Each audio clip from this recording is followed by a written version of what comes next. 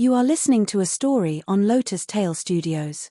Before we dive in, if you love tales of clever women and palace intrigue that will have you talking to your screen, please take 2 seconds right now to hit that subscribe button and turn on your notifications. We drop new stories regularly and you do not want to miss a single one. Now get comfortable, because this story has everything. Secrets, schemes, midnight visits, a husband who cannot say what he means, and a wife who refuses to fall in love until she absolutely cannot help it anymore. His Majesty had returned to the palace carrying a woman in his arms, and the entire household had stopped breathing. I watched it happen from the covered walkway near the eastern gate, standing among a cluster of palace maids whose wide eyes tracked his every step. Within a single glance I knew her face. Shen Mingzhu, the legitimate daughter of Duke Protector Shen Baozhong, whose entire household had been stripped of title, property, and dignity less than a year ago, driven from the capital in a procession of disgrace that the whole city had come out to witness. And here she was now, draped across the arms of Emperor Xianlong himself, her robes torn at the hem and her face pale as winter plum blossoms, being carried through the gates of my palace as though she were something precious he had nearly lost.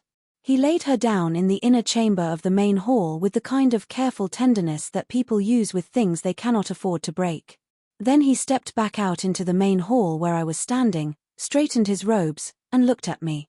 His voice was completely even. "Does the Empress have no questions for me?" I had many questions. I was not going to ask a single one of them. My name is Jiang Yueru, and I am, in every way that matters, not supposed to be here. 3 years ago I was living an unremarkable life in a city with electric lights and delivery food and absolutely no palace politics. Then one morning I was not. I woke up inside the body of a marquis's daughter on the exact day her elder brother's coffin came home from the northern frontier, carried by 6 soldiers who could not meet anyone's eyes. The original Jiang Yueru had apparently been so overwhelmed by grief that she walked directly into the side of the arriving coffin and disappeared, leaving her body behind with a very confused new occupant inside it. 1 month of mourning later, I was loaded into a ceremonial palanquin and carried into the Forbidden City as Empress. I have survived here by 3 rules of my own making. First, keep your head down and your opinions to yourself. Second, do not make enemies you cannot afford. Third, and most critically, do not develop feelings for the man you married, because a woman with feelings is a woman with vulnerabilities, and vulnerabilities in a palace are the same thing as open wounds. I had no powerful family to protect me. My father, the Marquis Jiang, had handed over his military seals and retreated from every circle of influence the moment my brother died. My sole protection in this palace was the goodwill of the Empress Dowager, who happened to be my father's aunt and who had raised Emperor Xianlong after his own mother died. The Empress Dowager was fond of me in the precise way that a very capable woman is fond of a useful but limited tool. As long as I remained useful, I remained safe. So I bowed my head, arranged my face into its most gracious and untroubled expression, and offered the kind of response that would satisfy appearances without inviting further examination. Your Majesty, matters regarding the selection of imperial consorts should properly be handled through the Ministry of Rights. Bringing someone into the palace in this manner may invite criticism from the court and create difficulties within the inner palace. What I actually meant was, please do not make me manage whatever disaster this is about to become. The court ministers were the real audience anyway. And our inner palace at this point had so few residents that we genuinely could not fill a table for cards. The temperature around us dropped noticeably. His Majesty held his expression perfectly, which meant I could not read it at all, which was always the most dangerous state for him to be in. After a pause that lasted precisely long enough to make me reconsider every word I had just said, he spoke. She is the legitimate daughter of Duke Protector Shen. Regardless of her family's current circumstances, she cannot be received as a common concubine. My mind sharpened into sudden clarity, the way it does when something confirms what you were already afraid of. He wants to replace me. The childhood sweetheart has returned, she cannot be given a low title, and the woman currently sitting in the central palace seat is a political convenience with a declining family and no children to anchor her position. The math was straightforward. I performed the appropriate curtsy with smooth precision. This subject respectfully requests permission to return to her chambers and begin organizing her belongings. He frowned. It was a small frown, barely a line between his brows, but it was genuine. Why would you need to do that? Because you just told me, without actually saying the words, that she is going to occupy my seat, and I would rather exit with dignity than be escorted out later with considerably less of it. I kept every syllable of this behind my teeth and instead produced an expression of gracious, selfless understanding that I was particularly proud of. This subject was thinking that Miss Shen could stay in the side hall for now, to gradually familiarize herself with the duties of managing the inner palace. As for this subject, Chenghui Palace on the East Wing is said to be very pleasant this time of year. If I moved there, I would be comfortably out of the way and certainly would not disturb your majesty. He looked at me for a long moment. He was doing that thing he sometimes did where his face went completely still and gave nothing away, and you had the unsettling sensation of being read like a document he was deciding whether to file or burn. Guards, he said finally. Take Miss Shen to the eastern side hall of Weiyang Palace. He looked at me again. Since the Empress is so gracious and understanding, she can personally oversee Miss Shen's recovery. So I would not be moving. I would instead be staying in my own palace, directly beside my romantic rival, personally responsible for nursing her back to health, while a shadow guard followed me 3 steps behind every time I visited her chambers. Being an empress was truly the most punishing occupation in the known world. I smiled. Of course, Your Majesty. This subject is honored to be of service. I went home, sat down, and complained bitterly to my 3 personal maids for the better part of an hour. Lian, who had been with me since I arrived at the palace and who operated as my primary source of intelligence on all things worth knowing, listened with her arms folded and her head tilted, the expression of someone professionally processing information. Zhu, who was younger and considerably more expressive, went through visible outrage, sympathy, and strategic calculation in rapid succession. Qing, who was the quietest and most precise of the 3, simply refreshed my tea twice without being asked and waited for me to finish. My lady, Lian said, when I had finally run out of things to say, perhaps it is not as straightforward as it appears. It is entirely straightforward, I said. The emperor carried a beautiful woman into my palace and announced she cannot be given a low title. The straightforwardness of this situation is one of its few mercies. Qing placed a dish of candied hawthorn berries in front of me. I ate 3 of them in quick succession. My lady should rest, she said mildly. I ate 2 more and went to visit Mingzhu. She was awake by the 3rd day. Her injuries, which the physicians said came from a long journey made in difficult conditions, were healing cleanly. She was quieter than I expected, and more careful. She watched me the way intelligent people watch someone they have not yet decided to trust, with attention rather than warmth, storing observations rather than offering them. I was professionally pleasant. I sent warm soup. I asked after her sleep. I made small conversation about the garden outside her window. The shadow guard stationed 3 steps behind me throughout every visit regarded all of this with the expressionless dedication of someone doing an unpleasant job with great commitment. I had been back in my chambers for exactly the duration of time it takes to sit down and begin enjoying the silence when Lian appeared in the doorway. My lady. The Empress Dowager requests your presence at Funning Palace. I put down my tea. I spent the next several minutes having my makeup and hair refreshed to an absolutely impeccable standard, because you do not visit the Empress Dowager looking like anything less than a portrait. Then I walked to Funning Palace with the internal composure of a person approaching a very significant examination they have not studied for. The Empress Dowager, whose full title and list of honorifics was long enough to constitute its own formal document, was seated when I arrived, with tea already poured. She was a woman in her late 50s who had spent 4 decades being the most strategically capable person in any room she entered, and she wore this fact with the ease of someone for whom it had simply always been true. I paid my respects. She waited for me to finish, then said, without any preliminary pleasantries, "Has His Majesty been visiting your palace regularly?" In a manner of speaking. He visits daily, yes. He also brought someone else to live there, but this is not information I intend to volunteer. Reporting to Mother Empress, His Majesty has indeed come to Weiyang Palace every day. This subject is grateful for his attentiveness and for the example of duty your teachings have instilled in him. A sharp crack split the air. I flinched so hard that I nearly upended the tea table. The porcelain cup that had been sitting directly in front of the Empress Dowager had shattered cleanly in half. She had not visibly moved a single muscle. She recollected herself in approximately 2 seconds, which was the most impressive display of composure I had witnessed in 3 years of watching impressive composure. Then she turned to look at me with the expression of a woman who has devoted her life to managing difficult situations and is disappointed that she must add this one to the list. "You are the Empress," she said. "You understand what that title requires. His Majesty is still in the process of consolidating his position. There are battles being fought that cannot be fought openly, and there are burdens that only a wife can help her husband carry. You are adults. Manage this between yourselves as a proper husband and wife should."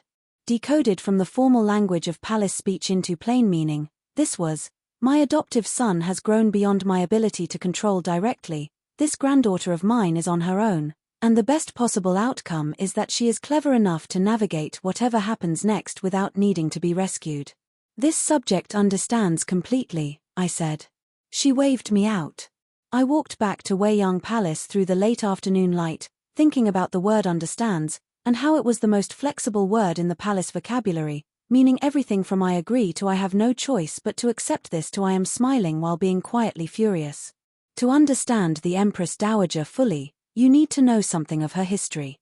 She had been the second empress of the late Emperor Longqing, married to him at barely 20 years old as a strategic alliance between the throne and my maternal family's military household.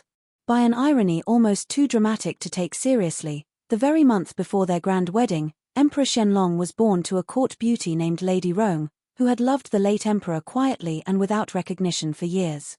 Lady Rong survived just long enough to deliver a full-term, healthy son before her body gave out entirely. She pressed the baby into the arms of the woman who was about to become empress and said, with the last of her breath, "Please raise him well." My aunt, to her enduring credit, had done exactly that. The late Emperor Longqing followed his beloved Lady Rong to the afterlife when his son was 12 years old, leaving behind a boy emperor on an enormous throne, an Empress Dowager with no biological children of her own, and a court full of older ministers who had been waiting patiently for an opportunity to expand their influence. My aunt and the young emperor had leaned on my maternal family's military reputation to hold the wolves at bay. Emperor Qianlong had been ruling for 10 years now, and the position was stable on the surface. But underneath, the old factional roots ran deep and patient, and everyone in the palace who was paying attention knew that the real battle had not yet been decided. My brother Jiang Chenghao had been one of the strongest military cards in this game. When he died at the frontier, taken by an ambush that should never have reached him, the card was gone. My father's grief had removed him from the game entirely, and the original Jiang Yueru had made her exit too, leaving me to occupy this position alone, without the connections or the history that should have come with it. The one thing I had, which I tried to remind myself of on difficult days, was that I was not a threat to anyone. A wife with no powerful family, no political faction, no children, and a reputation for quiet compliance was not someone anyone needed to spend resources on eliminating. I was the most harmless empress in recent imperial history. This was, on balance, a form of protection. Time passed in the manner that time does in a closed world, accumulating details and complications without announcing them. His Majesty came to Weiyang Palace every day. He sat through dinner with me, reviewed documents in the outer hall, walked with me sometimes in the small garden in the hour before dusk when the light came through the trees at the angle that made everything look briefly like a painting. He was never unkind. He was rarely distant. He was also, apparently, spending the hours between midnight and dawn in the eastern side hall, because I would wake in the deep dark of the night and the bed beside me would be empty, and by dawn he would be back, dressed and composed, as though he had simply taken a very long walk. I did not ask. I told myself I did not want to know. I told myself I was being sensible and strategic and appropriately detached. I told myself many things in those hours of watching the ceiling in the dark, and I was not always entirely convinced by myself, but I maintained the position regardless. One morning I watched him change into his court robes across the room, and the words came out before I could organize them properly. "Your Majesty works tirelessly for the Empire. You really should think more carefully about rest." A pause in which I gathered the specific courage required for the next sentence. Also, staying in this subject's palace every day while visiting the side hall at night, this subject cannot help wondering whether Miss Shen finds the arrangement difficult to understand. He did not stop what he was doing. She does not mind. I gave him a private mental bow of genuine respect. Whatever else might be said about Shen Mingzhu, her tolerance was extraordinary. But it was the thought I said out loud a moment later that I could not take back, and would not have been able to if I had tried. I was looking at the floor, and the words arrived the way some words do, already formed and already outside before you have decided to release them. But what if this subject were to become pregnant? If it were a daughter, perhaps that is manageable somehow, but if it were a son? He stopped moving. The silence had a quality to it. He crossed the room and sat on the edge of the bed, and when he looked at me his expression was measured in a way that felt precise, as though he were choosing each word individually from a larger selection. The central palace producing an heir would be a great cause for celebration across the realm. Boy or girl, all under heaven would rejoice. I sat with those words. The central palace. Not the Empress. Not my wife. The central palace. I had read enough palace drama in my previous life to know exactly what lived inside that phrasing. The central palace produces the heir. The heir is raised by the central palace. The central palace can accommodate different women at different times, and the child's legitimacy is attached to the position, not the person. It was the oldest and most quietly brutal script in the imperial playbook, and he had just handed me my copy. What is my Empress thinking? His voice was gentle. His hand came up and settled against my cheek, warm and unhurried. Nothing important, I said, and it was the most dishonest thing I had said in 3 years. Later that same afternoon, I had Lian quietly source contraceptive medicine from a physician she trusted outside the palace network. I was not going to become a convenient vessel for someone else's future. Not without knowing what future I was actually living in. What I did not know was that the medicine I took every morning for the next 3 months was not contraceptive medicine at all. It was a blood-strengthening tonic, specifically formulated to support early pregnancy. My complexion, which several palace maids complimented me on during this period, had never been better. But we will arrive at that part of the story in its proper time. The Empress Dowager's move came without warning. The court had been generating noise about Mingzhu's presence for weeks, the censors in particular submitting daily memorials urging His Majesty to either formalize her status through proper channels or remove her from the palace entirely. His Majesty received each memorial with the expression of a man reading something mildly interesting on a subject he had already fully decided, which is to say with complete external patience and absolutely no sign of changing his mind. The censors, having exhausted their supply of direct influence over the emperor, shifted their pressure to the Empress Dowager. She received their delegation, heard their concerns in full, served them excellent tea, and delivered her response with the pleasantness of someone who has already won the argument before it began. If the inner palace requires more company, she said, every noble family is welcome to present their daughters. We would be delighted to expand the imperial household. Let the whole city come join the difficulty. Divide it among as many households as possible. See how enthusiastic the censors remain when their own families are contributing daughters to the situation they created. I heard this news from Lian and sat very still for a moment processing it. Then I felt a wave of something that was almost relief. Other women meant distributed attention, shared pressure, and the welcome possibility that I could stop being the singular focus of every political calculation in the inner palace. How many families are expected to present daughters? I asked. At least 4 major households, Lian said, with the tone of someone about to deliver information she finds privately entertaining. Possibly more. Within 1 month, Weiyang Palace underwent a transformation that I can only describe as going from a quiet country garden to a very crowded and very competitive flower market. Censor Liu's second daughter arrived first and was received with the title of noble consort. Her name was Liu Yingxue, and she was 21 years old with a face like a classical painting and the eyes of someone who had been calculating since childhood. She entered the palace the way a chess player sits down at a board, with absolute attention and no wasted movement. Minister Cai's eldest daughter came next and received the title of virtuous consort. Cai Ruolan was beautiful in a softer way, warm where Yingxue was cool, and apparently beloved by her family in a manner that had perhaps not fully prepared her for the specific environment she was entering. General Wei's daughter from the northern frontier came third as worthy consort Wei Suin. She had her father's directness and almost none of the diplomatic polish the palace usually preferred, which made her simultaneously easy to underestimate and occasionally alarming. The Minister of Revenue's fourth daughter came as pure consort Fang Baishue, 18 years old and visibly overwhelmed by everything, which I found both sympathetic and concerning. A collection of younger daughters from smaller households arrived as attendant ladies, filling the inner palace with silk and perfume and the particular tension of a situation where everyone understands the stakes and no one is willing to say so directly. On the first morning after their formal arrival, this entire procession assembled in the main hall of Weiyang Palace to pay their respects to me. I sat through the ceremony with all the dignity I had accumulated over 3 years of practice, delivered the gracious and largely empty phrases my aunt had drilled into me about sisterly harmony and shared purpose, and was drawing breath to wrap things up neatly when Mingzhu walked in through the side door. She had not been invited.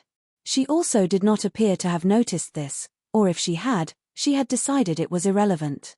"Sisters," she said, her voice carrying through the hall with the natural ease of someone who had been raised to occupy rooms confidently.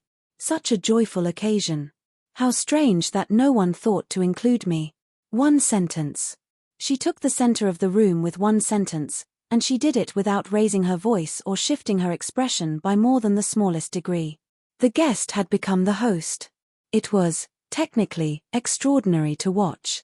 Before I could introduce any kind of order, noble consort Ingxue had already turned toward Mingzhu with the focused attention of someone who had been waiting for exactly this opening. What followed was the kind of exchange that sounds entirely civil on the surface and is in fact a declaration of war at every level beneath it. Compliments that were not compliments. Questions that were not questions. Sympathy that was architectural rather than felt. I watched with the academic fascination of someone observing a phenomenon they have read about but never seen in person. This was palace intrigue. This was what it actually looked like in the room rather than on a page, and it was considerably more precisely calibrated than fiction usually captured. The Empress Dowager arrived before anything became irreversible. The final accounting was that I received a gentle reprimand for failing to maintain harmony among my sisters. Ingxue was praised for maintaining proper decorum under provocation. Mingzhu, shielded by a protection I did not yet fully understand, received neither reward nor censure. Everyone in the room gained something measurable from the encounter. Except me. That evening His Majesty came to my palace as he always did, unhurried and unconcerned, as though the morning had been entirely unremarkable. He sat across from me at the dinner table and tilted his head slightly. "Is my Empress still troubled by this morning?" "This subject would not dare be troubled," I said, with the specific tone that means yes, considerably. He reached over and placed a piece of braised pork in my bowl with the casualness of someone who had been doing this for years rather than months. "You handled it well." I looked at the pork. I looked at him. I ate the pork. "Your Majesty," I said carefully, "may I ask something directly?" He raised an eyebrow. This was permission. "The side hall visits," I said. "Every night. Is there anything this subject should understand about that arrangement that she currently does not?" He looked at me for a long moment with the expression I had come to think of as the closed door, the one that gave away the fact that something was happening behind it without revealing a single detail of what. "You will understand in time," he said. "I am asking you to trust me on this." Trust. In a palace. I smiled with all the warmth I had available. "Of course, Your Majesty." I went to bed with approximately zero additional clarity and a bowl of very good braised pork sitting in my stomach, which was at least something. Then the card games began, which I had not anticipated and which changed the texture of everything.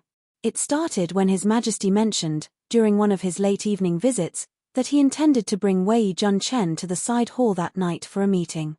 Wei Junchen, I knew from Lian's intelligence, was the second son of Prime Minister Cai, the newly arrived virtuous consort Ruolan's older brother, and a man with a reputation for being both extremely capable and strategically difficult to categorize, in that he appeared to support no faction with any consistency.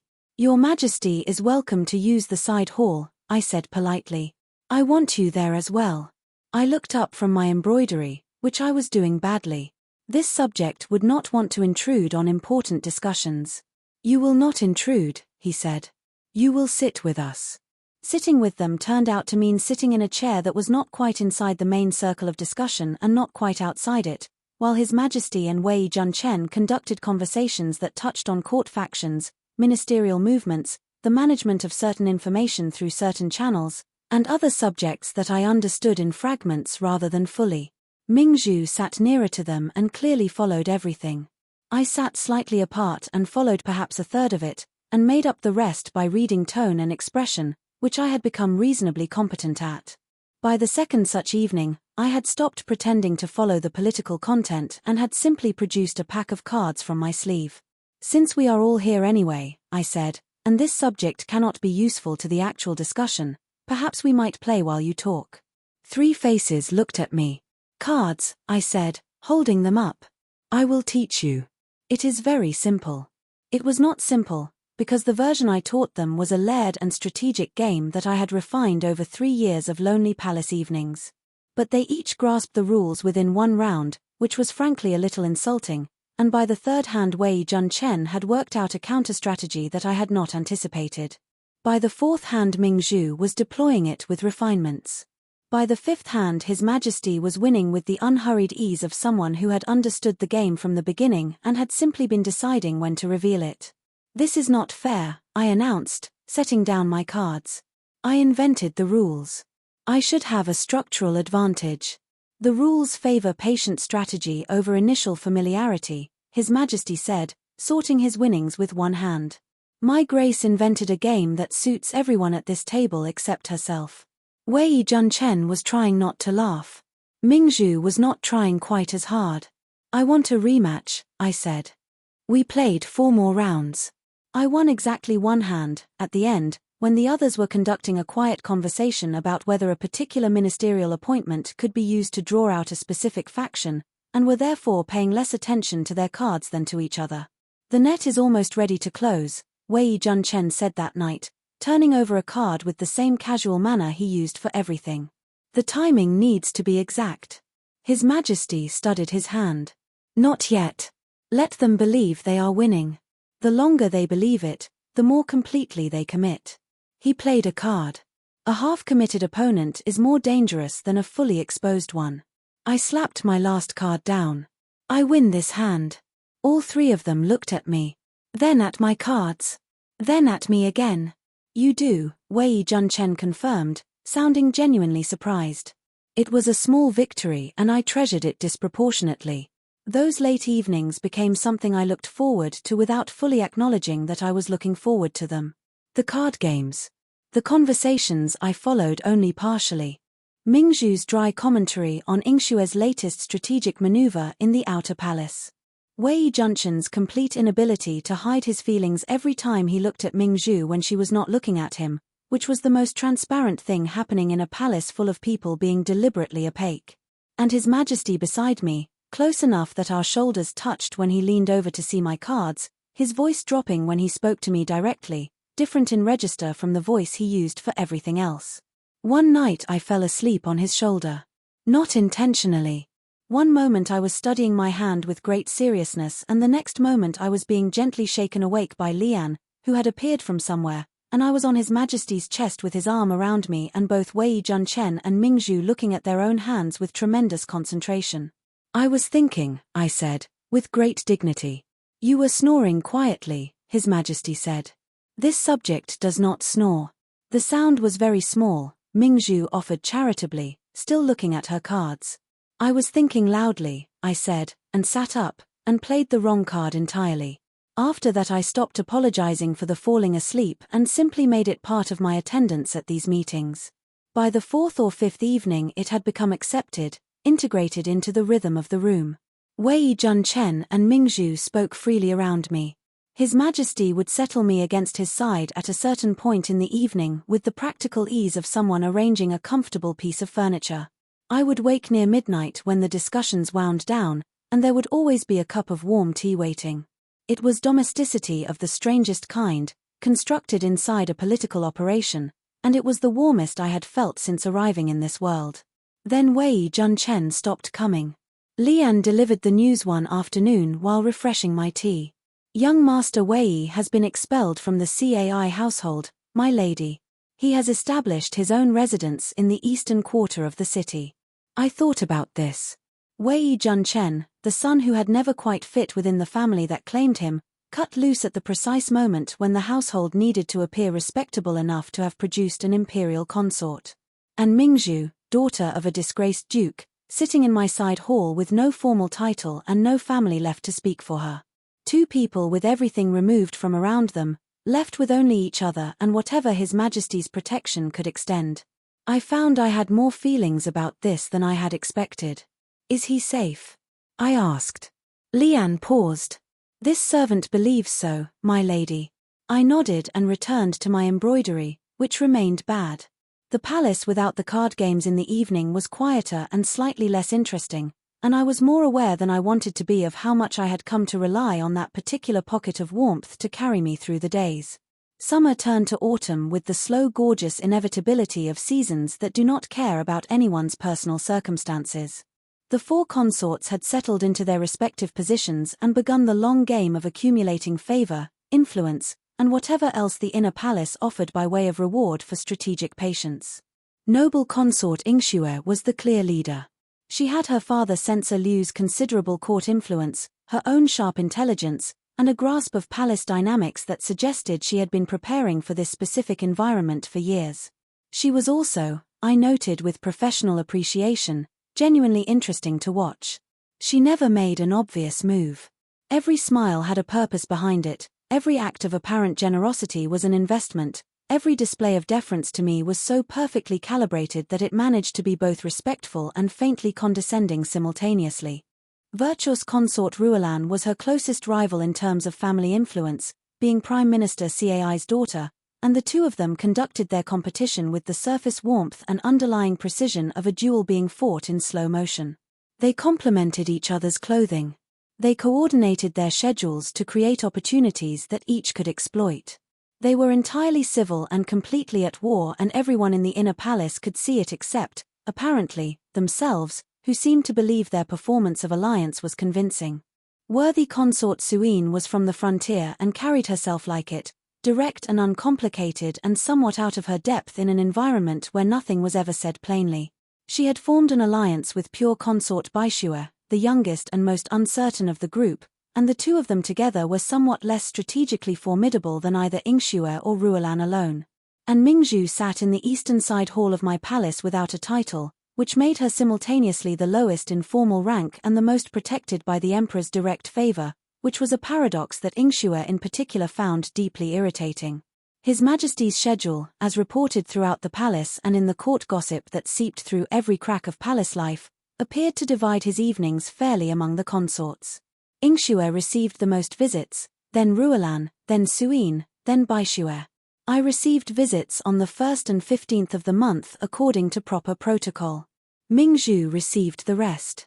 What I did not know, and would not learn until considerably later, was that not a single one of these visits were what they appeared to be. But I did not know this yet. What I knew was what I could see and hear and count, and what the counting produced was a picture of my own irrelevance that I was working very hard not to feel as much as I felt it. On the night of the Mid-Autumn Festival, I sat at the banquet table and watched Ingxue and Ruolan conduct their social war across the flower arrangements and wine cups, and I ate Osmanthus cake and told myself I was fine. I was well practiced at fine. Fine was the entire foundation of my palace existence. I left early, as I had planned. I cited the ongoing health difficulties that Lian had seeded into palace gossip weeks earlier, declining Empress that she was. I walked back to Weiyang Palace through the lantern-lit corridors and was genuinely looking forward to a cup of plain tea and absolute quiet. His Majesty was sitting in my outer hall when I arrived. He had not been there when I left. He was not supposed to be there now. He looked up when I came in, and his expression was the one I could not read, the open door that revealed only that it was a door. "The banquet is still going," I said. "The sisters will notice your absence." "Let them," he said. He stood and crossed the room, and the arms that came around me did not ask permission, which was both unreasonable and, I was furious to discover, exactly what I had needed for months. I stood inside this embrace and felt my carefully maintained fine beginning to develop structural problems. I cannot keep doing this, I said into his shoulder. My voice came out smaller than I intended.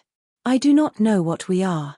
I do not know if I am a wife or an arrangement or a useful piece in a strategy one do not have enough information to understand. And I cannot keep pretending that not knowing does not cost me anything, because it does, it costs me a great deal, and I am tired. He was quiet for long enough that I thought he might not respond. Then he said, quietly, I have been a fool. I pulled back to look at him. He let me, but did not release me entirely, his hands staying at my arms. There are things I have not explained that I should have explained. There are things you have concluded that are incorrect. And I have allowed both of these situations to persist because I believed, incorrectly, that the evidence of my actions would speak clearly enough without requiring me to also use words. He paused. I was wrong about this. I looked at him. At the line of his jaw and the particular way the lamplight caught his eyes, which were looking at me with an honesty that I was not accustomed to receiving from anyone in this palace. Explain, then, I said. Not tonight, he said. Tonight you are exhausted and I am not certain you would retain everything. Come sit with me. He Saturday. He pulled me down beside him. He kept one arm around me and with the other hand he produced, from somewhere in his sleeves, a small paper packet of salted plum candies, which were my particular weakness, and set them on the table in front of me without comment. I ate a candy. I leaned against him. Outside, the festival lanterns were still lit across the palace, and the distant sound of music from the banquet hall carried through the night air. In here it was quiet and warm and his heartbeat under my ear was steady in the way that very little in my life in this world had been steady. I thought, with a clarity that frightened me, I am already in trouble. I have been in trouble for a while and I have simply been refusing to use the word. I fell asleep before he finished whatever he had been about to say. I woke the next morning in my own bed, tucked in, with a cup of tea on the table beside me that was still warm and a small plate of Osmanthus cakes that had not been there the night before. 3 days later I became sick. It began as a morning unsteadiness, the kind I had been attributing to insufficient sleep and excessive worry. It progressed to nausea that arrived reliably between the hours of dawn and mid-morning. My appetite for regular food diminished while my specific desire for sweet Osmanthus cakes and the cook's salted egg soup became, according to Lian's private reports to me, concerning in its intensity. Ching was the one who asked the question. We were sitting in the small inner garden on an afternoon that was still warm despite the season, and I had been quiet for a long time, thinking about nothing in particular, when she set down the handkerchief she was hemming and said, without looking up, my lady. Since the Mid-Autumn Festival. Has your monthly cycle come? I went completely still. Lian and Zhu, who were nearby, both turned to look at me with expressions that told me they had already been wondering the same thing and had been waiting for someone else to say it first. I counted. I counted again more slowly. My hands, I noticed, had become very still in my lap. I have been taking the medicine every morning, I said, to no one in particular, and to all 3 of them at once. Every single morning. Ching and Lian exchanged a look. Zhu found something extremely interesting to examine on the garden wall. Lian, I said. My lady. The medicine you sourced for me. A pause. Yes, my lady. Describe to me exactly what it does. Lian had the particular stillness of someone who has been preparing for a specific conversation and is now finding it slightly worse in practice than in preparation. It strengthens the blood, my lady. It supports the body's natural energies. It promotes a healthy constitution. It is particularly good for the complexion. I looked at the fish in the garden pond. The fish looked back with their customary serene indifference. It has never been contraceptive medicine, I said. No, my lady. Has it ever been contraceptive medicine? No, my lady. Not for a single morning. No, my lady. The garden was very quiet. Somewhere nearby a bird made a sound and then thought better of it and stopped. Ching had not moved since asking her original question. Lian was standing with the careful stillness of someone who has decided that stillness is the safest available option. Zhu was still examining the wall. I placed my hand over my abdomen, which was still quite flat to the touch but which my body was now telling me, with the retrospective clarity of someone who has just been handed the explanation for 3 months of mysteries, was not as empty as it appeared. The imperial physician was sent for privately. He was a careful man with decades of experience and the ability to be extremely discreet when the situation required it. He conducted his examination, asked his questions, made his calculations, and confirmed what I already knew. 3 months. Healthy. Rest was advised. Strong emotions and heavy exertion were to be minimized. Warming foods were recommended. Sweet things in moderation were acceptable. I sent for His Majesty. He did not come that evening. The New Year fireworks went off outside my window in brilliant cascades of red and gold, celebrating the arrival of a new year with the cheerful indifference of celebrations that do not know or care about the specific circumstances of the people watching them.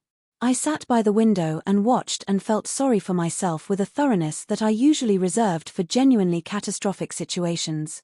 By midnight I had graduated from sorrow to quiet anger. By the small hours I had arrived at a place that was past anger and into something rawer and less manageable. I was alone. I was carrying a child in a palace full of people who did not know, in a situation I did not fully understand, without the information I needed to make a single clear decision about what happened next. Every path I could see from here led somewhere complicated and most of them led somewhere that frightened me. The bed curtain moved. The arms that came around me from behind were familiar in the specific way of things you have encountered often enough that your body responds before your mind catches up. The scent of sandalwood and something warmer underneath it. The steady weight and warmth of a chest against my back. His heartbeat, which I had learned the pace of without intending to.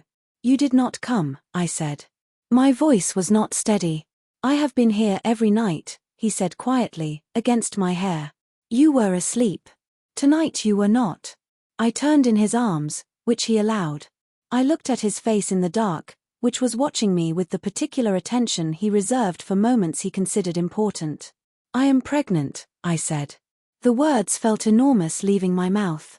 3 months. I did not know until 3 days ago. I sent for you and you did not come and I have been sitting with this alone and I stopped. Swallowed. I am frightened. His arms tightened around me in a single involuntary movement, as though his body had responded before his control could manage it. He held me differently after that.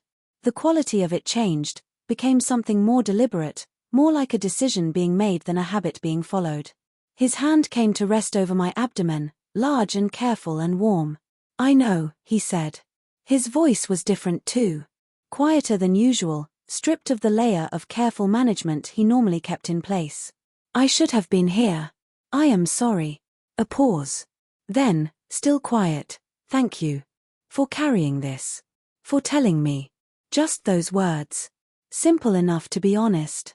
And something I had been holding in my chest for months, some knot of cold and carefully managed fear, loosened very slightly.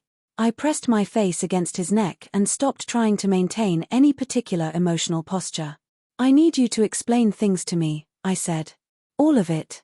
Everything I have been misunderstanding. I cannot make good decisions without the right information, and I have been making decisions with almost none of it." "I know," he said again. "I will. Tomorrow, when it is light and you have slept. Tonight just rest." He held me until I stopped being frightened enough to sleep. I did not find out until much later that he stayed awake the rest of that night, watching over me in the dark. The morning came grey and quiet, with thin winter light settling through the latticed windows of Wei Yang Palace. I woke to find His Majesty already awake beside me, sitting up against the headboard with a memorial he was not reading, his eyes on the middle distance. When he heard me stir he set the document aside and looked at me in the way he had, direct and without pretense, that I had still not fully accustomed myself to after 3 years. "Are you ready?" he asked. "I have been ready for months," I said, sitting up. "You are the one who has been taking his time." He did not argue with this. He also produced, from beside the bed, a small covered bowl of the salted egg soup I had been craving, which the cook had apparently prepared at some point in the night. He placed it in my hands and waited. I ate several spoonfuls. He waited some more. "From the beginning," I said. He began. "From the day you entered this palace until the day Mingzhu arrived," he said, Did I spend a night in any other woman's chambers? I thought about it. Honestly. The first 6 months of our marriage had been formal and careful, the required observances on the 1st and 15th, nothing beyond. Then gradually more evenings together, longer stays, dinner more often than not. I had never once been aware of him going elsewhere. No, I said slowly. You did not. Good, he said. Keep that in mind as we continue. The night Mingzhu arrived, he explained, had been the culmination of a 3-week operation to extract both her and Wei Junchen from a situation that had become life-threatening. Duke Protector Shun had stumbled onto evidence of a conspiracy that reached into the highest levels of the court. The conspirators had discovered that he knew. They had moved to silence him by engineering his disgrace through fabricated charges, successfully driving him and his household from the capital. But Mingzhu, who had been corresponding with Wei Junchen throughout, had made contact through a secondary channel, and what she passed along confirmed something His Majesty and Wei Junchen had been tracking for over a year. The disgrace of Duke Protector Shun had not only been engineered. It had been engineered specifically to prevent him from testifying about what he knew.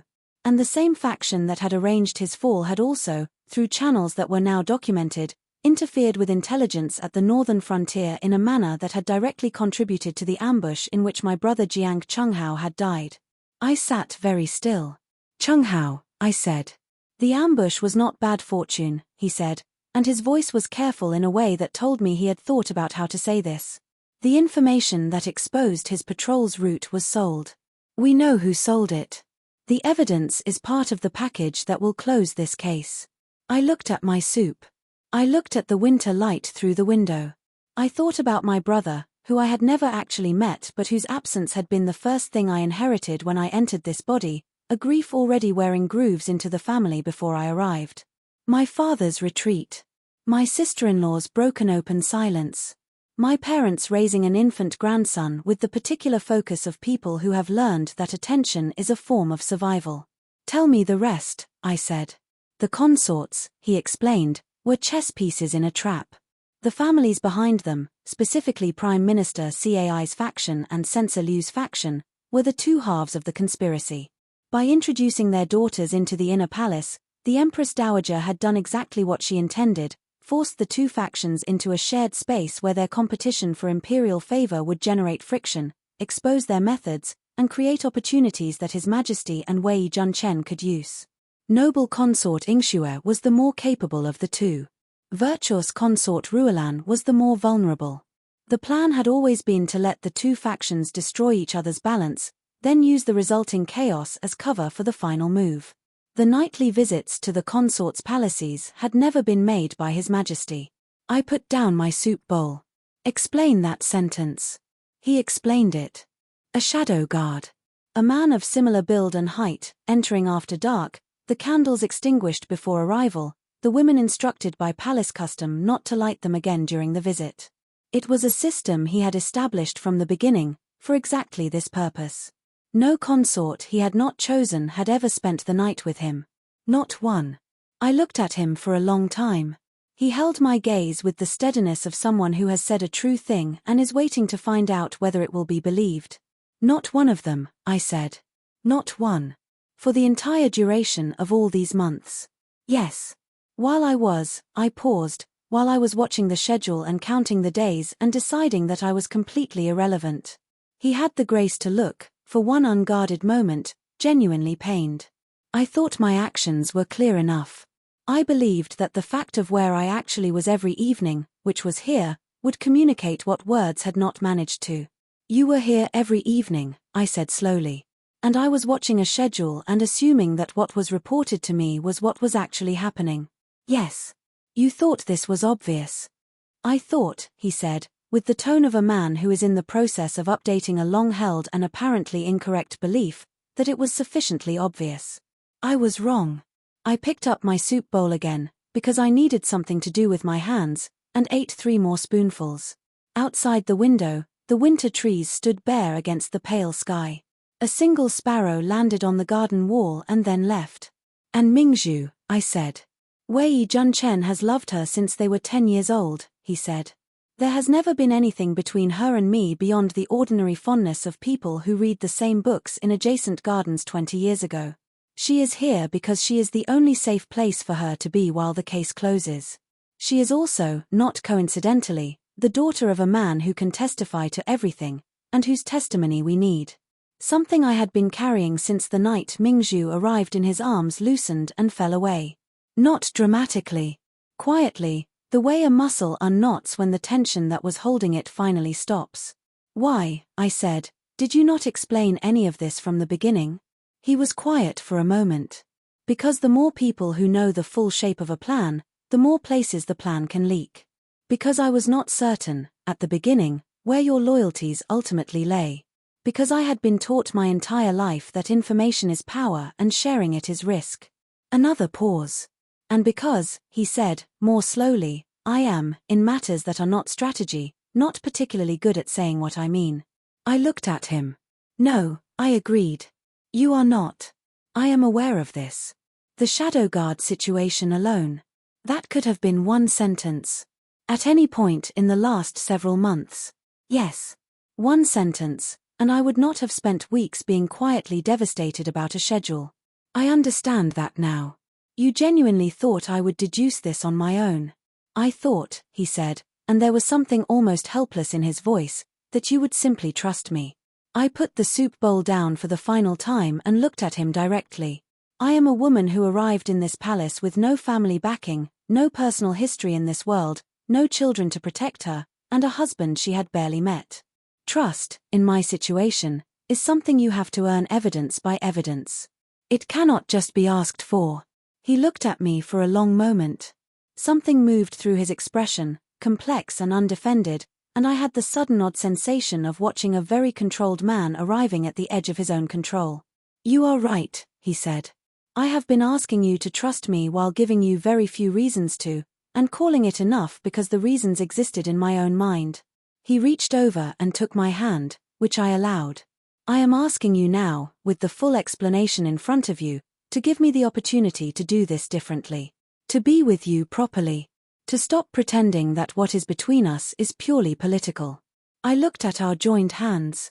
My heart was doing something complicated and not entirely comfortable. "What is between us," I said carefully, "in your assessment?" He looked at me with the open expression that I had been seeing in unguarded moments for months and had been refusing to properly interpret. "You," he said, "are the only person in this palace who makes me want to be in a room with them for no strategic reason. You fall asleep at state meetings and apologize to furniture you've mistaken for people and win at cards exactly once when everyone else is distracted and are genuinely upset about it. You have been gracious and fair to every person in this palace who had reason to make your life difficult, not because you were told to be, but because it is your nature. And you have been so careful about not falling in love with me that you have absolutely fallen in love with me and are the last person in this palace to have noticed." I opened my mouth. Closed it. My face felt warm. "I noticed," he said, quieter now. "I have been watching you not notice for quite some time. And I have been waiting for you to arrive at it on your own because I did not want to say it first and have you think it was strategy." He paused. "That was also incorrect reasoning, and I am aware of it." The winter light came through the latticed windows and lay across the floor in thin pale lines. Somewhere in the palace a bell was ringing to mark the morning hour, and outside in the distance the city was waking up with its ordinary sounds. I sat with everything he had said. I felt it settle, piece by piece, into the space that had been waiting for it. Then I started crying, which I had not planned and which I resented immediately, because I had not planned it and because once I started I could not stop. Not the controlled grief of a woman managing an emotional situation appropriately, but the other kind, the kind that comes from months of being frightened and careful and alone and finally being in a room where it was safe to stop. I cried for Mingzhu arriving in his arms and every assumption I had made. I cried for the schedule I had watched and believed. I cried for the contraceptive medicine that had not been contraceptive medicine. I cried for my brother Jiang Chenghao, whom I had never met and whose death was not the misfortune I had believed it was. I cried, if I am being completely honest, for myself, for 2 years of building walls with great efficiency and the exhausting effort that had required. He held me through all of it.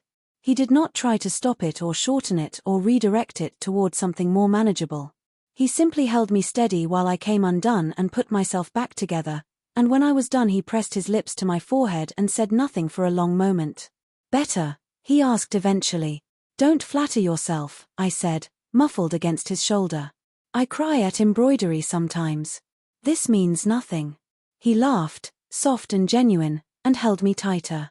We stayed like that until the morning was well advanced and 2 separate palace maids had knocked on the outer door and been turned away by Lian, who apparently had very firm views about protecting this particular morning. When I finally straightened up and located my dignity, I looked at him and said, "What happens next?" "With the plan." He settled back. "The net closes at the winter banquet. Both factions will be present. The evidence Wei Junchen has compiled is complete. Duke Protector is ready to provide testimony. What happens at the banquet will be the final move.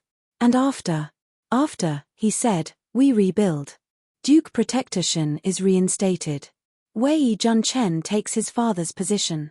Mingzhu receives the title and situation she should always have had. The court reorganizes around the removal of 2 major factional powers." A pause. "And you and I," he said, "continue from where we actually are rather than from where we have been pretending to be." I thought about this. "I want it said plainly," I told him. "After everything, I want it said plainly. Just once. Without politics around it." He looked at me. "I love you," he said, with the directness of someone who has been holding a true thing for a long time and has finally put it down where it belongs. "I have loved you for longer than I admitted to myself. I chose you and I have not changed my mind. You are my wife and the mother of my child and the only person I want in this palace." I absorbed this. "You could have said that 8 months ago," I told him. "I know," he said. 12 months ago, even. Yes. It would have saved a great deal of difficulty. Yueru. His voice carried the particular combination of exasperation and warmth that I had come to understand was what his affection sounded like when it was not being managed. "Are you going to make me account for every month individually?" "I am considering it," I said. And then, because he had been honest and it was only fair that I be honest too, I said, "I love you also. I have been trying not to for quite some time. I was not successful." He looked at me with the unguarded expression and said nothing, because some things do not require a response, they simply require being true together. Then I picked up my soup, which had gone cold, and we sat together in the winter morning light and I tried not to think too clearly about what was coming. The weeks between that morning and the winter banquet passed in a particular kind of suspension, the way time passes when you know something significant is approaching and you are simultaneously dreading and needing it to arrive. I stayed inside Weiyang Palace. My visible decline continued to develop in palace gossip, seeded and maintained by Lian with professional consistency. The declining Empress, too unwell and heartbroken to attend most events, quietly fading from relevance. Lian delivered daily reports from the outer palace with the enjoyment of a person who has found their ideal occupation. Noble consort Ingxue had consolidated almost all of the influence from worthy consort Suin's side after Suin had made an alliance error with one of the attendant ladies. Virtuous consort Ruolan had discovered that her pregnancy, which she had announced with great ceremony and which His Majesty had celebrated with public generosity, was being doubted in certain circles. The doubt had been introduced deliberately, Lian reported, by a source she could not name but whose identity I had a strong private suspicion about. Then came the news about Virtuous consort Ruolan's miscarriage. Lian told me on a cold afternoon, her voice careful in the way it became when she was reporting something she knew would land heavily. "Virtuous consort Ruolan lost the child this morning, my lady. She is devastated. She is also claiming publicly that someone caused it deliberately." I sat with this. The child in my own belly moved, a small fluttering pressure that I had been feeling for 2 weeks and still had not entirely accustomed myself to. Was it deliberate? I asked, though I already suspected the answer. "The investigation is ongoing," Lian said. "Noble consort Ingxue has announced personally that she will ensure justice is done." I thought about a woman I had never particularly liked announcing that she would investigate a harm that almost everyone with any judgment suspected she had arranged. The architecture of it was elegant in the way that very cold things can be elegant. That night His Majesty came and I asked him directly. Ruolan's child was not mine, he said, which I had known from his earlier explanation. She had been conducting a private arrangement with a palace official for some time. The child was his. Ingxue discovered this and used it. And you allowed it. He was quiet for a moment. I allowed the two factions to continue their competition to its natural conclusion. Ruolan's position had become a complication that resolved itself in a way that also served the larger outcome. He met my eyes. I know how that sounds. It sounds cold, I said honestly. Yes, he agreed. It is. These are cold calculations, and I do not ask you to find them comfortable. I ask only that you understand they were made in service of an end that I believe justifies them. He paused. If either of these factions had succeeded in their original ambitions, the people who suffered would have included your family, Mingzhu's family, Wei Junshan's family, and very likely you. I thought about my brother's coffin coming home from the frontier. About what it had cost my father. About what it was still costing my sister-in-law, who had not fully returned from the grief. I understand, I said. I do not have to find it comfortable to understand it. He looked at me with something that was not quite relief and not quite gratitude but was close to both. Virtuous consort Ruolan died a week later, officially from grief and physical weakness following the miscarriage. The investigation announced by Ingxue concluded with the execution of a nameless palace attendant and then closed without further examination. The court expressed moderate concern and then moved on, because the court always moved on. General Wei, Ruolan's father, filed several angry memorials from his northern frontier post. His Majesty responded with expressions of sympathy and no substantive action.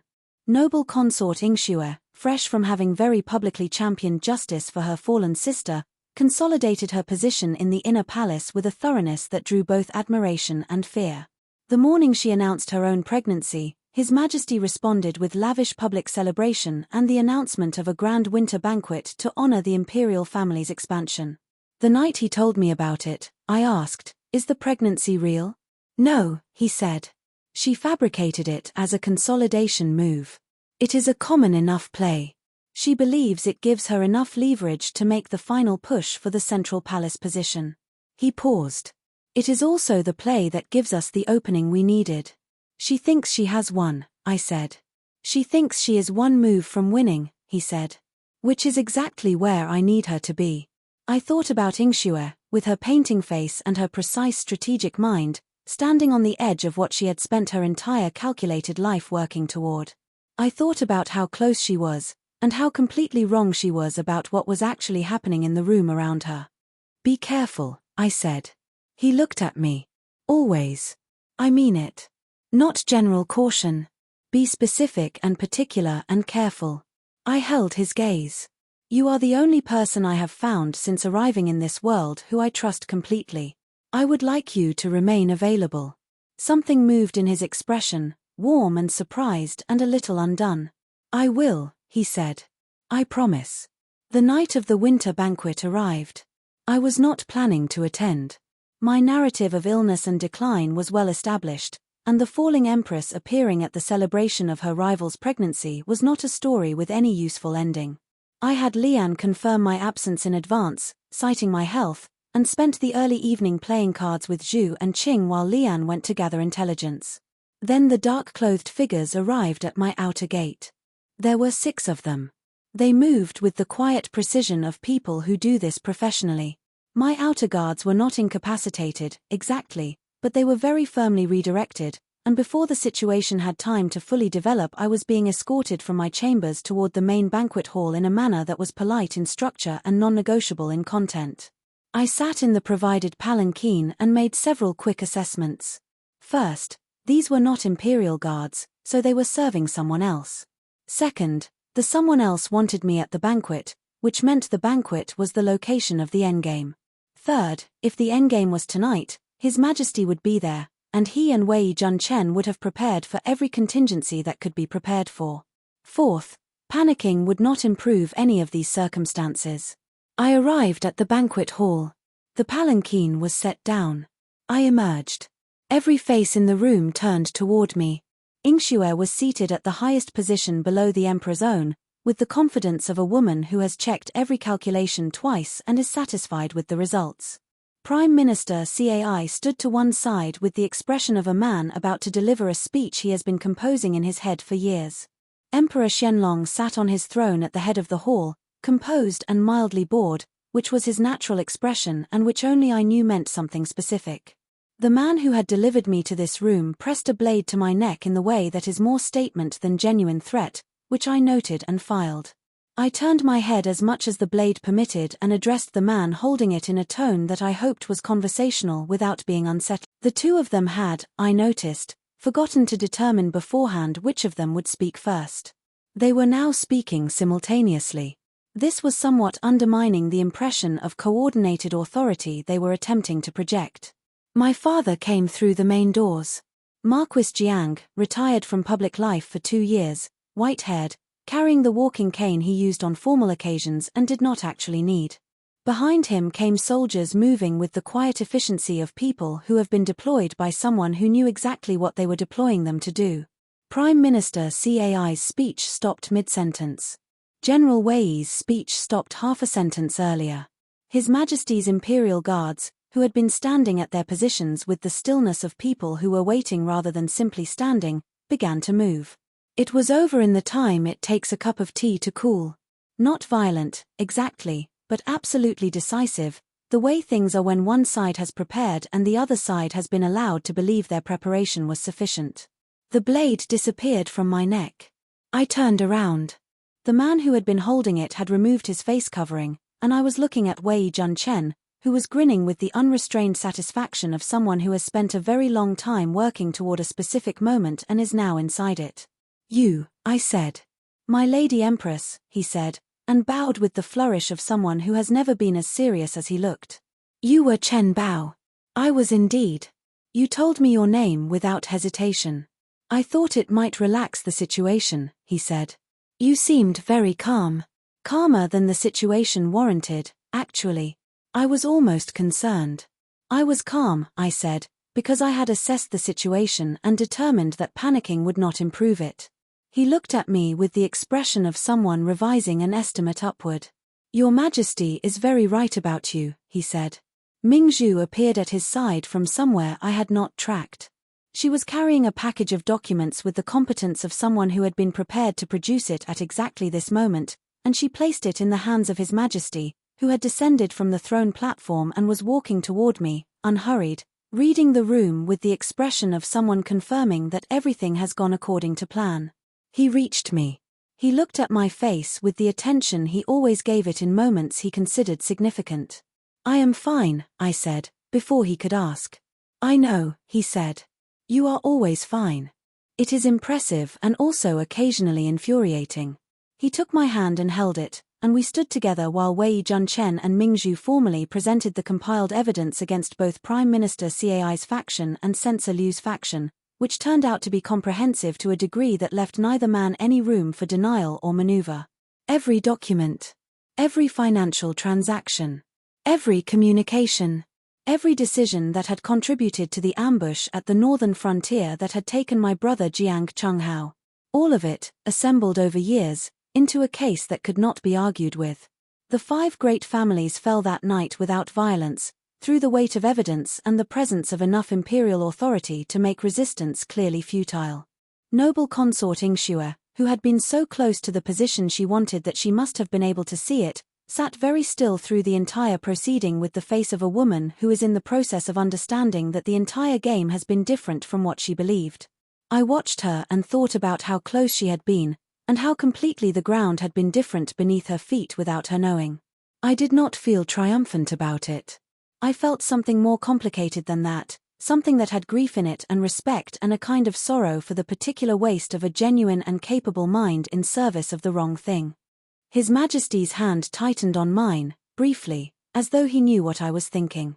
The evidence Wei Junchen presented that night also clarified, finally, who he actually was. He was not the son of Prime Minister Cai. He had never been the son of Prime Minister Cai.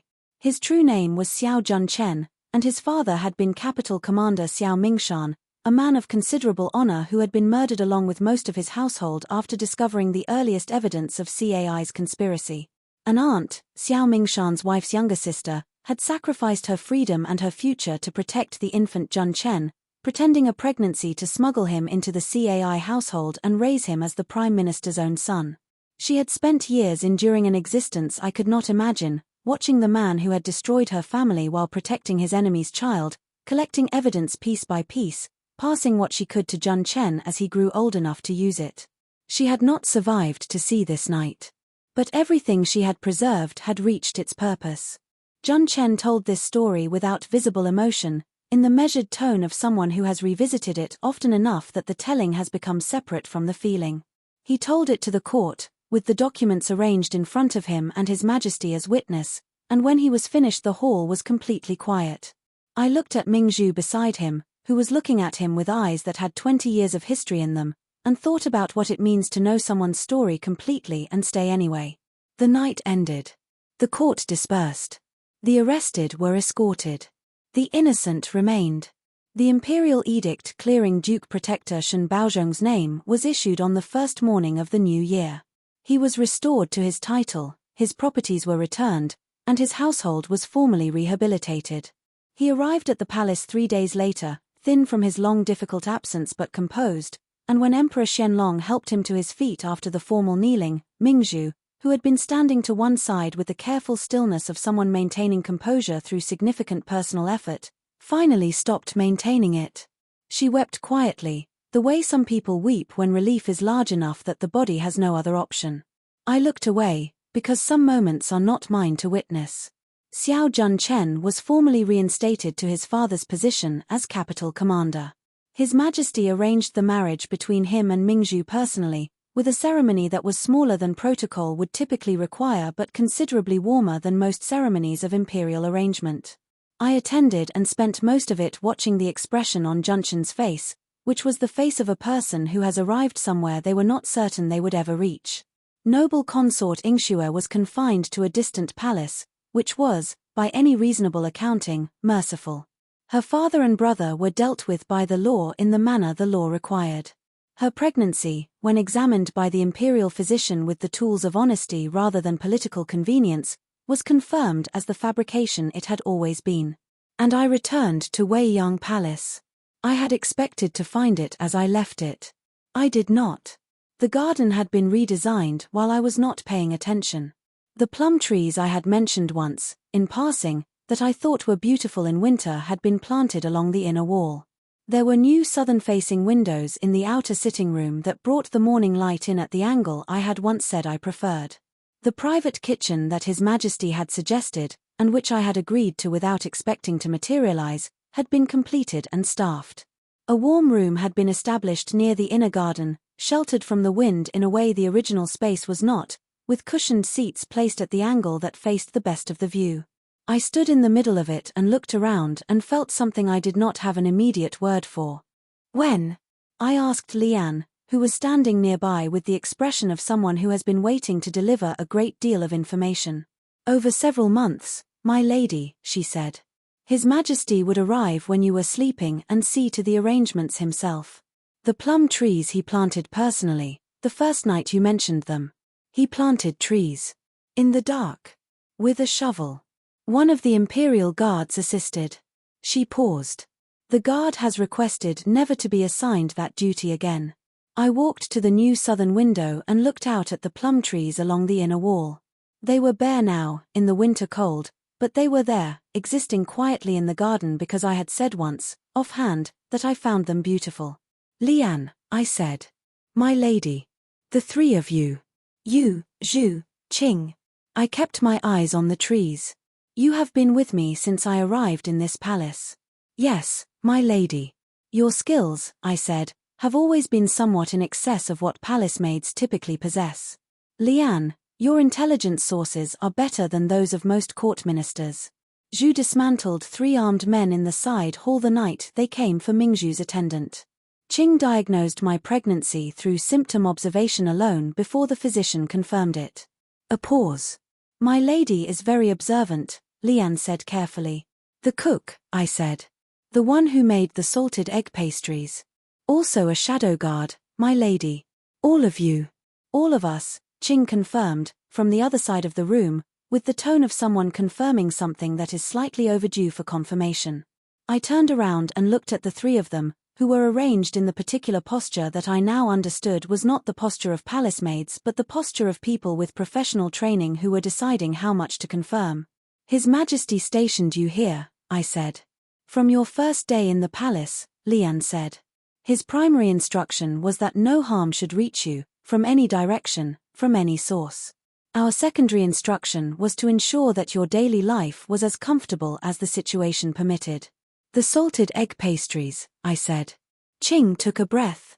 His Majesty made those himself.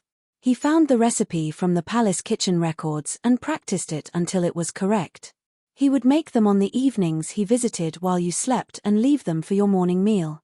I sat down on the nearest available chair, which happened to be one of the new cushioned ones in the warm inner room, and looked at the floor. The contraceptive medicine, I said, to the floor. His Majesty arranged for a tonic to be substituted, Qing said, gently. He had reviewed the imperial physician's assessment of your health and believed a pregnancy would be safe. He also, a pause, wished for the decision not to appear as a decision, if that makes sense. It made a peculiar kind of sense that I was still processing. He wanted me to become pregnant. He wanted, Lian said, carefully, for the pregnancy to happen naturally, in a way that could not be interpreted as compelled or arranged. He wanted it to be something that happened between you. Not something imposed. I looked up at the three of them, my three shadow guards who had spent 3 years feeding me good food and collecting intelligence and protecting me from every direction while I was convinced I was navigating this palace almost entirely alone. He watched me fall in love with him, I said, while spending considerable effort making sure I had every possible comfort and protection. And he did not mention any of it. His Majesty, Zhu said, with the diplomatic tone of someone who has strong opinions and is choosing her words with care, is a man of exceptional capability in most areas of his life. He is not, she paused, he has sometimes found it easier to build something than to say what it is. He built me an entire garden, I said. He did. And a kitchen. Yes. And made pastries in the dark. On multiple occasions. I sat with this for a long time. The plum trees were visible through the southern window, pale and bare against the winter sky. In spring they would bloom. I would be considerably rounder by spring. The child would be born sometime in the warm season, if Qing's calculations were correct, into a palace that was quieter and safer than the one that had existed before the winter banquet. He should have told me, I said finally. He should have said it in plain words from the beginning. All of it. I would have been less frightened for much longer. Yes, Lian agreed, without qualification. He is going to have to do significantly better. We will convey this sentiment, Zhu said. I will convey it myself, I said. Tonight. He came that evening as he always did. He looked at me when he arrived, his eyes doing the quick assessment that I now understood was not calculation but care, checking that I was well, that nothing had changed, that I was still there and still fine. Sit down, I said. He Saturday. I told him, clearly and at length, everything I had been told that day. The shadow guards. The pastries. The plum trees. The tonic herbs. The garden. All of it. I told him what it had cost me not to know, and I told him what it would have meant to know it earlier.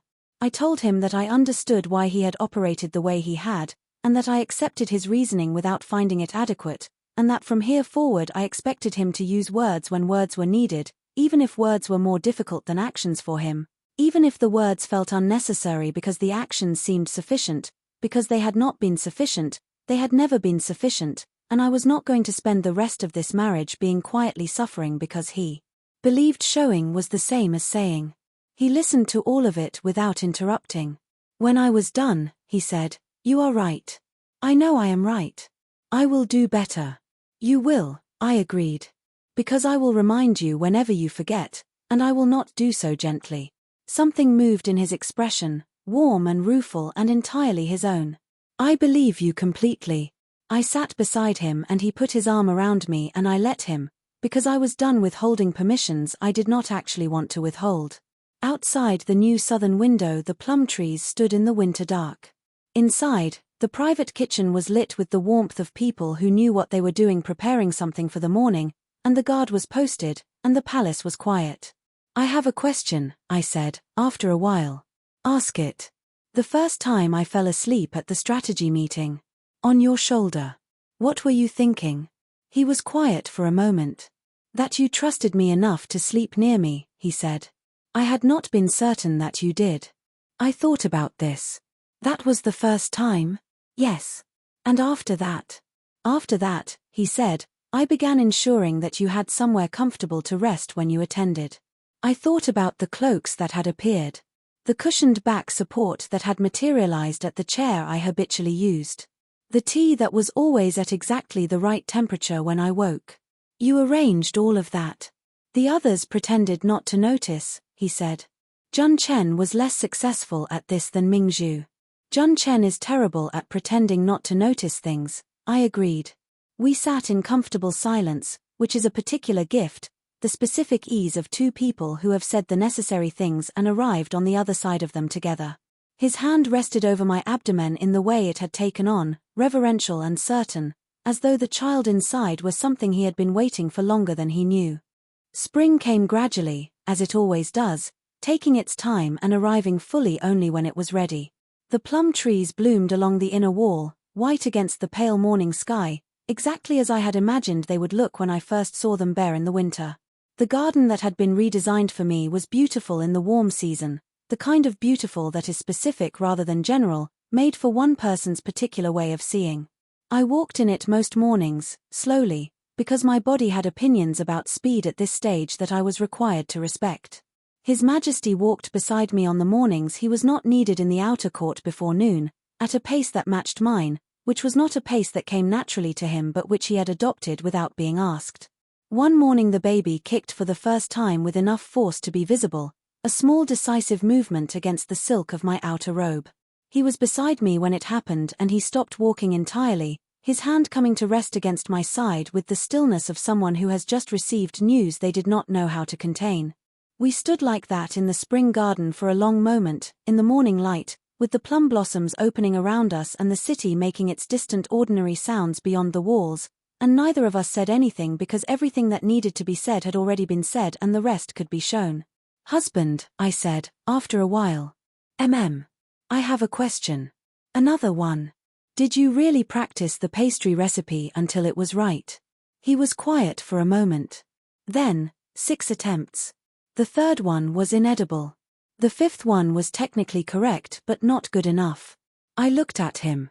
"You made 6 batches of pastry in secret." "The 6th batch was correct," he said, with the dignity of a man defending a reasonable decision. "In the private kitchen.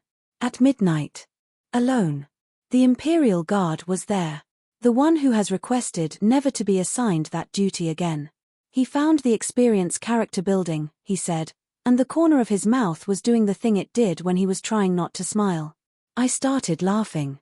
I laughed the way I had learned to laugh in this life, which was fully and without measuring it, because I had spent too long measuring everything and the measurements had cost me things I could not get back.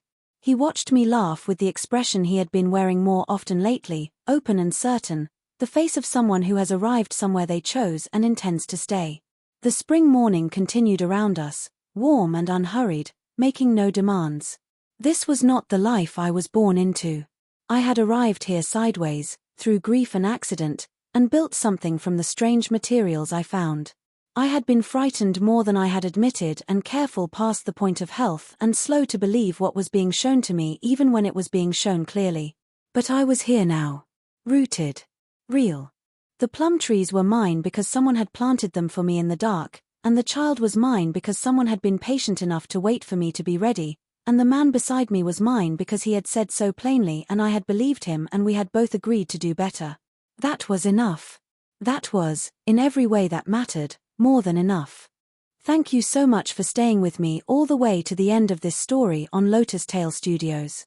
If Yuaru's journey moved you at all, if you found yourself wanting to reach through the screen and shake her into realizing what was in front of her just a little bit sooner, or if you cried even slightly during any part of this, then this story did exactly what it was meant to do, and I could not be more grateful.